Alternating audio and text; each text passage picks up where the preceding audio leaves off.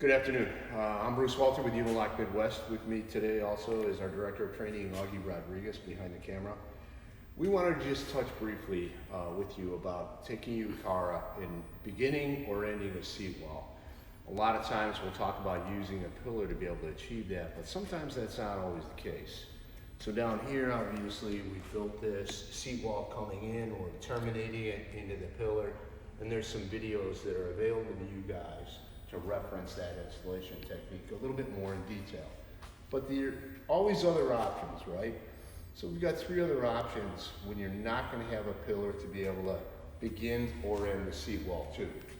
So I kind of constructed a little bit over in here, and this is going to be our wraparound. So basically, taking our right-hand closed end panel, this is going to be another right-hand closed panel. That's always going to be ending with a half panel, because recognize that my second course is going to be a left-hand closed panel over that half. So that would establish my bond. What I mean by that, I'll take that next course panel face you here to show you why that half panel is there. So do not put a full panel at that point, because that'll interrupt your bond starting point, okay? Anyways, back to this first course. We've got standard backers here involved for the seawall construction. We've amended this last course here. I'll back this away a little bit to show you how we created that. We're using that channel basically to hold that end panel. Now I recognize the fact that I have a longer length here, and this panel is really supported here at center by these rails off of the concrete on this panel here. I'll take that off and expose those rails right here. So at this point, I'm not necessarily relying on any point of contact here to support this, okay? That's all supported through the center point. All right, I'll slip that over. We'll go to the opposite side here. Here I've got my half panel again, and I'm partially hanging here again on the concrete backer. So as I slip that, let me back that panel away, slip that. So you still see that I have concrete that I'm actually hanging to. So, takes a little bit of cut time, obviously, to fabricate that, but that's a nice technique to have. Also notice that what we created is about a 2/3 bond here, because my next course going over, I'm going to start actually with this piece here. This piece is created basically as a half point. So if I look at this backer here, I will saw cut right down the middle of the lower channel. Right here on the top rib, I'll identify to that as my center point. That'll construct basically the depth that I want to start at this point here. All right, you're gonna notice that we've got an 8-inch long block. I need to cut it to 6 inches here. All right, and we'll do that. But when I do that, now I start with a shorter piece. So my full block on my seawall is gonna establish a good half bond from that point back. All right, so kind of easy to do. Second course on fascia panels. We're gonna hang our left-hand closed end over that.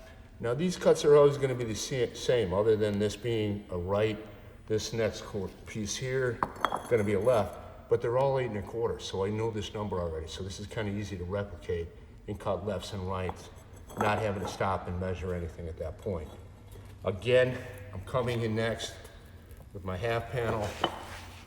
Everything is glued up, both the backers to backers and fascia panels to backers, so this won't have the opportunity to slide out. So that's definitely one way to do it, all right, one technique.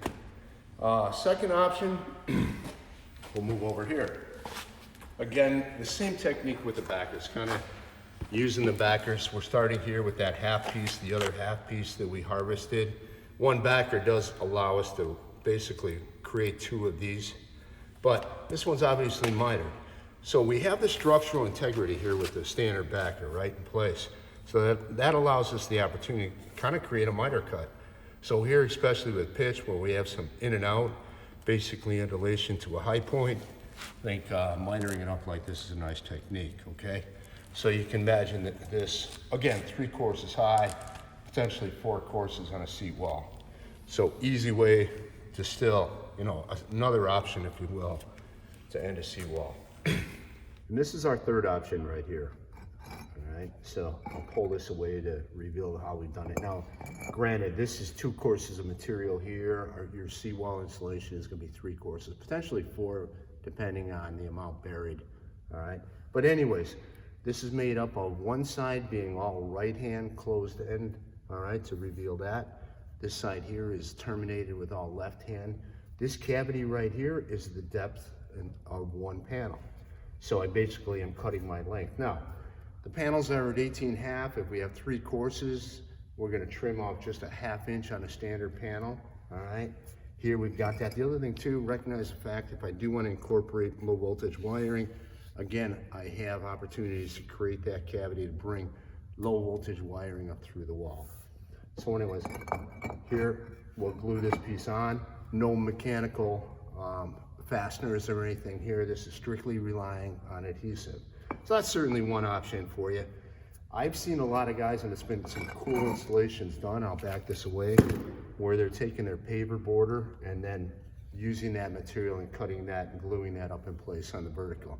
So tying in your paver border in this area here, that's a great way to end your seawall application as well.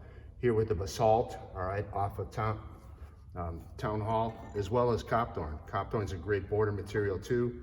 All right, you can kind of see if I come in here, my border material ends here at this point. I can slice that and come vertically through that, all right?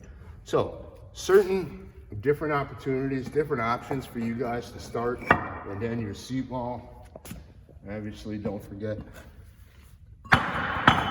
your coping piece. Thanks for your time, guys.